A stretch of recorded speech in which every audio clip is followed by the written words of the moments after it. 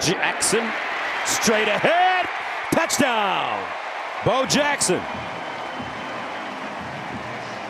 What's up, review crew? Y'all already know it's Saturday, so we are back with another review featuring the Ohio State Buckeyes taking on the Scarlet Knights of Rutgers. Today's game looked a lot different for us for multiple reasons, man. We were resting Jeremiah Smith and Carnell Tate, so automatically the play schemes and things like that looked a lot different. I'm going to talk about the stats first, and then I'm going to get into what I liked and what I didn't like about today's game. So Julian Sayin, 68%, 13 of 19, 2 touchdowns. He only had somewhere around like 160 yards, I think. No picks, though. No turnovers for Julian Sayin, so cannot be mad.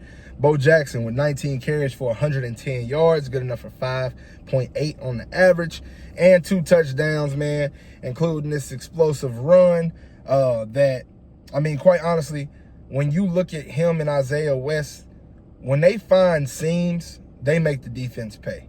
Like, a lot of times, people will find the seam, but then they can't make that second man miss. They've done that pretty frequently this season. I would like to see them do it a lot more to get bigger gains. But all in all, I mean, 5.8 yards a carry, that's nothing to scoff at. James Peoples only had 3 carries, but he had 55 yards and a touchdown. He had a long run as well, which was good enough for 18.3 yards of average, which looked good. Now, with Julian Sayin going 13 to 19, automatically you know, okay, they were probably running the ball a lot. So that's what it was. They ran the ball early and often, but we did get some stellar play from Purdue transfer tight end Max Klare. He had 7 catches for 105 yards today and a touchdown, right? So we finally got to see Max Klare come out of his shell and be a #1 option. We haven't been able to see that this whole season, but now I think getting that rhythm with Julian Sayin, it makes us a lot more dangerous for when Carnell and or Jeremiah Smith do come back.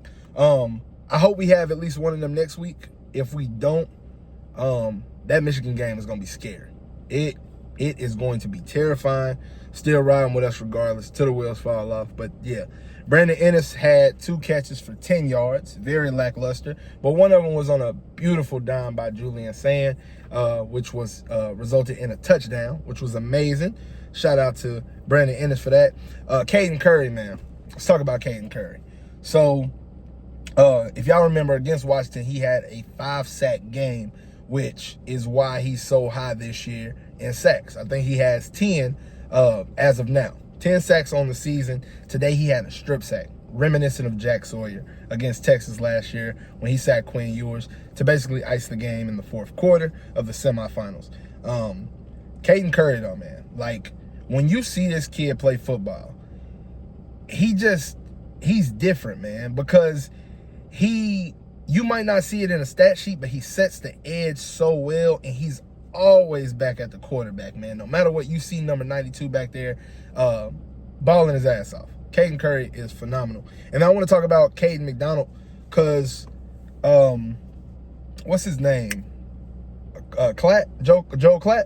He brought up a valid point, man. He said that he feels like Caden is the heart of the defensive line. And when you think about the fact that Matt Patricia is the defensive coordinator, and then you look at his teams with the Patriots, the biggest standout when I was growing up was Vince Wilfork. Vince Wilfork was this name that you would always hear about. He was this big, burly dude, and I would look at his stats and be like, man, he ain't doing shit, though. Like, he'll have, like, 3 tackles, maybe a sack, 2 tackles for loss. Like, I mean, it's good, but it's not, like, astounding. And then you start understanding what football is and what a defensive tackle does. Bro, he just plugs everything. He makes it to where the people behind you, the linebackers, maybe a safety's coming down, maybe a corner's coming off the edge, and, of course, his defensive ends, he makes their job easy because he's taken up so much attention. And that's what Caden McDonald has done all season. You'll see the center blocking him.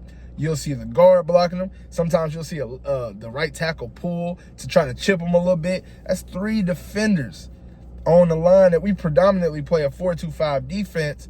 you got somebody coming free every time, not to mention the stunts that we pull off with the Arvell Reese, with the Caleb Downs, with the Davidson Igmanosin, Jermaine Matthews, when he got that strip sack against Illinois. That's how he was able to do it, because so much stuff is happening in the trenches. It opens up the outsides. That's what makes Ohio State so dangerous. It's not the things that you see in the stat sheet. It's the shit that you see on film. A lot of the plays that they make happen isn't because of highlights. It's just knowing the game. It's complete ball knowledge. And you got to tip your hat to Matt Patricia, because it all starts with him. He's a mastermind on defense. And giving up 9 points today, a touchdown in garbage time to Rutgers, it showed me that we don't need a lot of points to win games. Like, every game that we've played, the highest scoring team was Illinois. I think they had 16 points. Like, it's like, that's 3 touchdowns, man. Like, you don't really need to score with this team in order to win games, and that's going to be so important come the playoff run, because you might have a situation where Carnell is down or Jeremiah Smith is down, or maybe they're just not playing good, and you can lean on Bo Jackson, James Peoples, which I know I talked a lot of shit about, Isaiah West, C.J. Donaldson on those short carries, Max Klare. Like, it's bigger than just 4-17. 4-17 make this team unbeatable, if you ask me. Without them, we can be beat, but it's so fucking hard that I think teams are going to have a hard time regardless.